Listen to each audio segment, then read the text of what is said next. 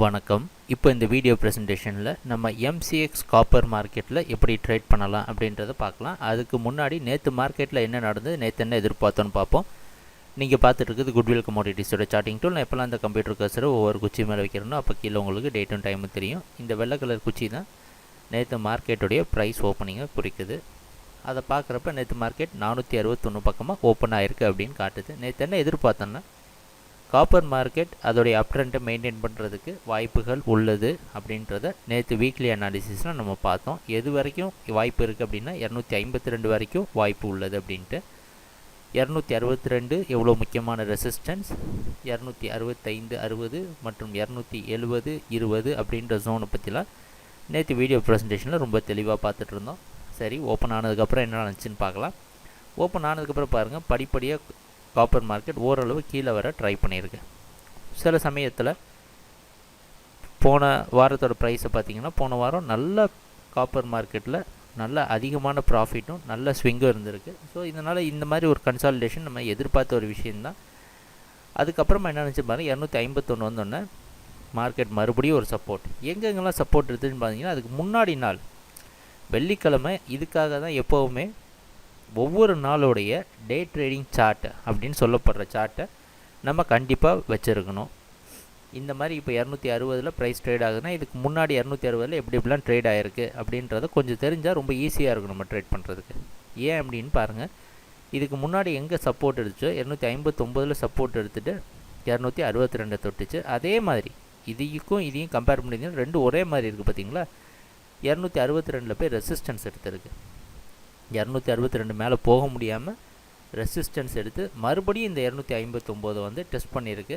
இந்த இடத்துல சப்போர்ட் எடுத்துகிட்டு மேலே போக முயற்சி பண்ணியிருக்கு. ஆனால் முயற்சி இந்த 262 அடைய முடியலை. திருப்பியும் கீழே வந்து கன்சாலிடேட் பண்ணிவிட்டு பாருங்கள், மறுபடியும் முயற்சி எடுத்து 260 60 க்ளோஸ் ஆகிருக்கு. நேற்று மார்க்கெட்டை பொறுத்த வரைக்கும் காப்பர் 100% கன்சாலிடேட் பண்ணி க்ளோஸ் ஆகிருக்கு.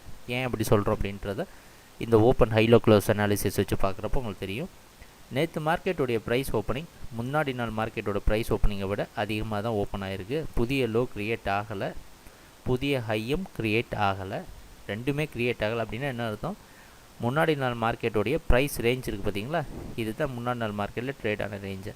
அதுக்கு உள்ளேயே ட்ரேட் ஆகி முடிஞ்சிடுச்சு மொத்தமாகவே.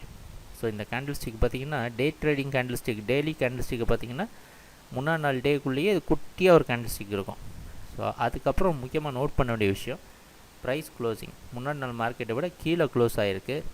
நேற்று மார்க்கெட்டோட ஓப்பனிங் மற்றும் க்ளோசிங் கிட்டத்தட்ட ஒரே மாதிரி இருந்திருக்கு. ஸோ ஃபுல்லாக நியூட்ரல், ஓப்பன் ஆகிட்டு மேலேயும் கீழேயும் போய் நியூட்ரலாக க்ளோஸ் வந்திருக்கு.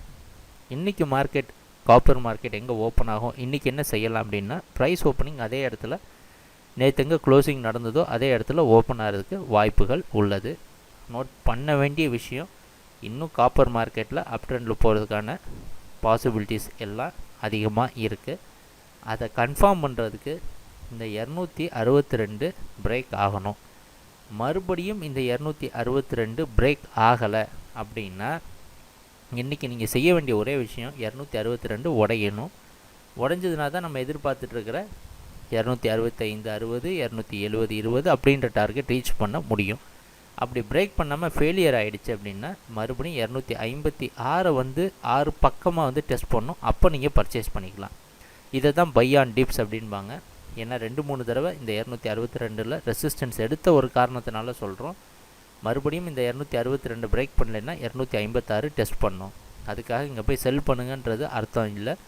ட்ராப் நல்ல கம்ப்ளீட்டாக ட்ராப் ஆனதுக்கப்புறமா பர்ச்சேஸ் பண்ணிக்கலாம். இன்னும் எங்கள் முடிவில் இந்த மாற்றம் இல்லை. 252 வரைக்கும் 452 வரைக்கும் காப்பர் மார்க்கெட் அப் ட்ரெண்டில் இருக்கிறதுக்கு தான் வாய்ப்புகள் அதிகமாக உள்ளது. சரி, இன்றைக்கி ட்ரேடிங் செஷனில் என்ன நடக்குதுன்னு பார்க்கலாம். இன்றைக்கும் காப்பர் மார்க்கெட் அப் ட்ரெண்டில் இருக்குன்றது தான் நம்மளுடைய எதிர்பார்ப்பு. எங்கள் வீடியோ ப்ரெசன்டேஷனை மிக பொறுமையாக பார்த்துட்டு இருந்ததுக்கு மிக்க நன்றி, மகிழ்ச்சி, வணக்கம்.